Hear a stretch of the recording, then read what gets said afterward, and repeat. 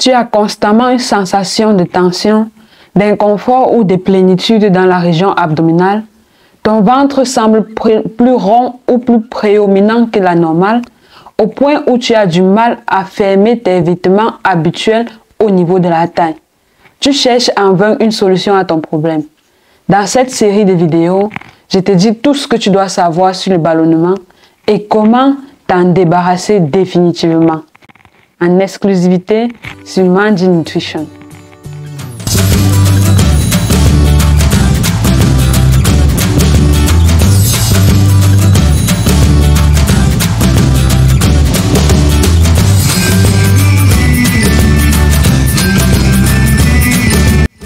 Bonjour mon idéaliste, je suis Cyriane Madon, ta conseillère en nutrition tropicale, spécialiste du ventre plat pour les femmes minces ayant un ventre ballonné, toujours à la recherche de sa perfection physique, et je t'amène dans mon voyage.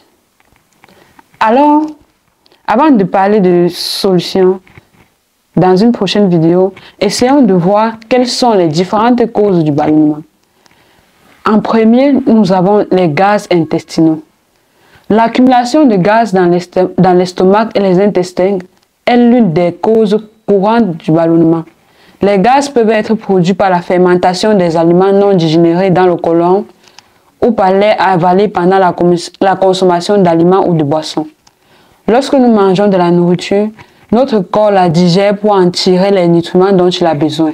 Pendant ce processus de digestion, les gaz peuvent se former dans notre estomac et nos intestins. Ces gaz peuvent provenir de deux sources principales. Tout d'abord, lorsque nous mangeons ou buvons rapidement, nous avalons de l'air involontairement, ce qui peut entraîner la présence de gaz dans notre système digestif. En même temps, les aliments que nous mangeons ne sont pas complètement digérés dans notre intestin. Ils sont fermentés par les bactéries présentes dans nos côlons, ce qui produit des gaz. Ces gaz peuvent faire sentir notre estomac et notre ventre gonfler. À côté de cela, il y a certains aliments qui sont connus pour favoriser plus de gaz que d'autres dans notre corps.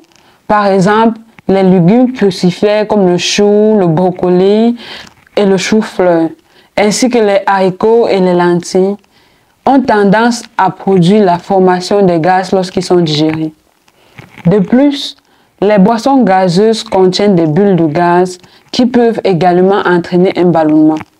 Les produits laitiers comme le lait, le fromage peuvent causer du gaz chez des personnes qui ont du mal à digérer du lactose, un sucre présent dans les produits laitiers.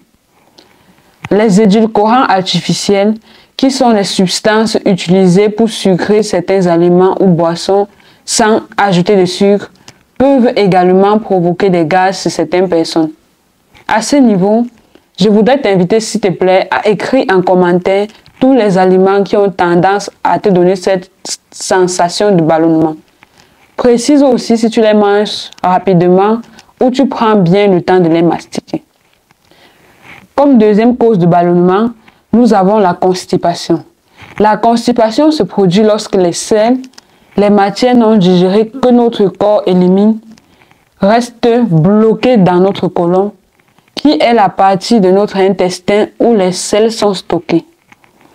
Lorsque cela se produit, les mouvements normaux de nos intestins ralentissent ou deviennent difficiles, ce qui peut entraîner une sensation de ballonnement. Plusieurs facteurs peuvent causer la constipation.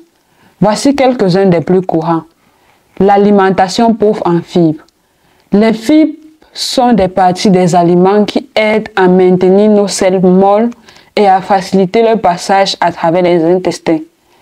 Si nous ne consommons pas suffisamment de fibres, nos selles peuvent devenir dures et sèches, ce qui rend difficile leur élimination. Nous avons l'hydratation insuffisante.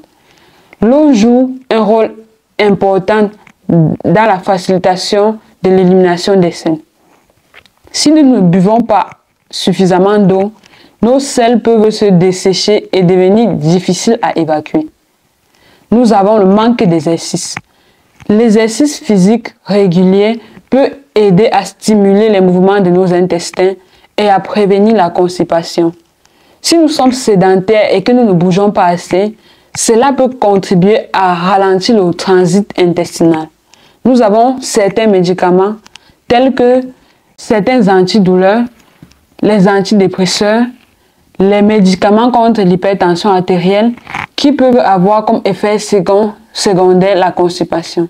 Bien sûr, il est important de noter que le ballonnement peut être un symptôme associé à d'autres problèmes de santé plus graves tels que le syndrome du côlon irritable, les troubles gastro-intestinaux, les infections, les obstructions intestinales, etc.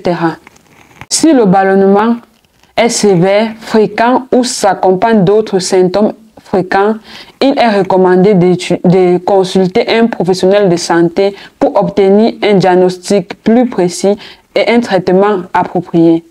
Mais à notre niveau, quelles sont les solutions que nous pouvons déjà mettre en place pour venir à bout du ballonnement?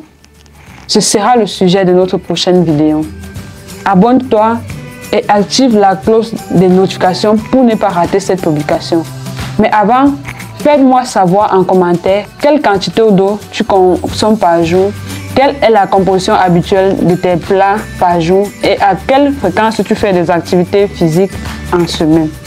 N'oublie pas de me laisser un like, tu peux le faire maintenant. Merci beaucoup et merci de partager la vidéo pour aider notre communauté. À bientôt et rappelle-toi, ton idéal est à ta portée, juste un pas après l'autre et tu l'auras.